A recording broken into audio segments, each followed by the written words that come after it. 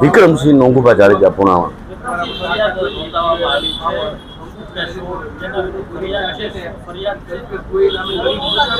ગોંડલ તાલુકાના પુણાવા ગામે survey number 106 અને સર્વે નંબર 203 પૈકીના માંડી અને ગૌચર લગી મોટા પાયે ખનીજ ચોરી થઈ છે અને એ ખનીજ ચોરીમાં નામદાર કલેક્ટર સાહેબ દ્વારા તપાસના આદેશ થયા છે. માપણી કરી દંડની કામગીરી વસૂલવાના અને પોલીસ કાર્યવાહી કરવાના કલેક્ટર સાહેબ દ્વારા આદેશ થયા છે.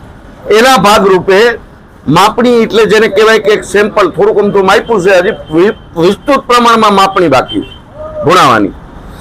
એ માપણી જે થઈ એ ખાણ ખનીજ અધિકારીએ એમાં રકમ નક્કી કરી અને ગુનો દાખલ કરવા ફરિયાદ દાખલ કરી.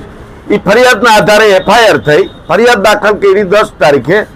18 દિવસ બાદ પોલીસે તપાસ કરી અને એફઆઈઆર નોંધી. એફઆઈઆર નોંધાયા બાદ આરોપી નંબર 1 કે જેઓ જિલ્લા પંચાયતના સભ્ય રહી ચૂક્યા છે, કારોબારીના ચેરમેન રહી ચૂક્યા છે, એનું આરોપી નંબર 1 ક્રમ નંબર 1 ઉપર એફઆઈઆરમાં નામ છે. કે જે 2 નું નામ છે એ તાલુકા પંચાયતના કારોબારીના ભૂતપૂર્વ ચેરમેન છે. આરોપી નંબર 2 સિદ્ધરાજસિંહ નીરુભા જાડેજા. એ સહિત 6 શખ્સોના નામ છે. એમાં હજી વધુ પુરાવા તપાસ કરી વધુ આરોપીઓ છેલ્લી 2 ટર્મની ગ્રામ પંચાયતો સંડોવા છે. 2 ગ્રામ પંચાયતના સત્તાધીશો અધિકારી એ સંડોવા છે અને બહુ લાંબુ લિસ્ટ બનશે. બહુ જબરું અકલ્પિત આંકડો બહાર આવશે ખનીજ ચોરીનો.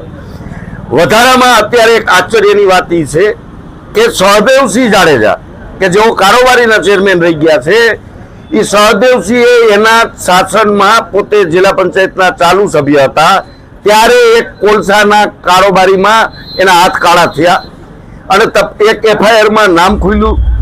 એમાં એના આગોતરા મૂક્યા, આગોતરા ન મળ્યા. સેશન કોર્ટમાંથી 420 જેવી કલમમાં જામીન મુક્ત છે.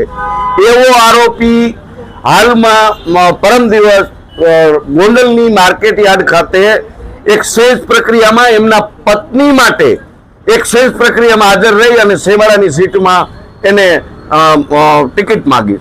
બહુ દુઃખ સાથે કહેવું પડે કે આ સહદેવસિંહ ભૂતકાળમાં વિધાનસભામાં ધારાસભાના દાવેદાર હતા. આ એટલા કૌભાંડને સત્તા હાટુથી કે સત્તા હોય તો એ સલામત રહે, ધંધા જાકુબના છે, એક ધંધો કાયદેસરનો છે નહીં, એટલા માટે સત્તાના પડખે બેવા હાટુથી તાલુકા પંચાયતની ટિકિટ માંગી છે. એની એમના પત્ની માટે. એમના પત્ની એટલે લાખો કરોડો રૂપિયાનો 3 વર્ષથી ભ્રષ્ટાચાર સાબિત થયો ગ્રામ પંચાયતના સરપંચમાં કે જેને એક મલ્ટીમીડિયા કંપનીએ બેસ્ટ વિલેજનો એવોર્ડ આપ્યો છે. પણ ત્યાં તપાસ અહેવાલ મીડિયા કહે તો મીડિયા અમે રજૂ કરવું કે તાલુકા પંચાયતનો તપાસ અહેવાલમાં ભ્રષ્ટાચાર સાબિત થયો.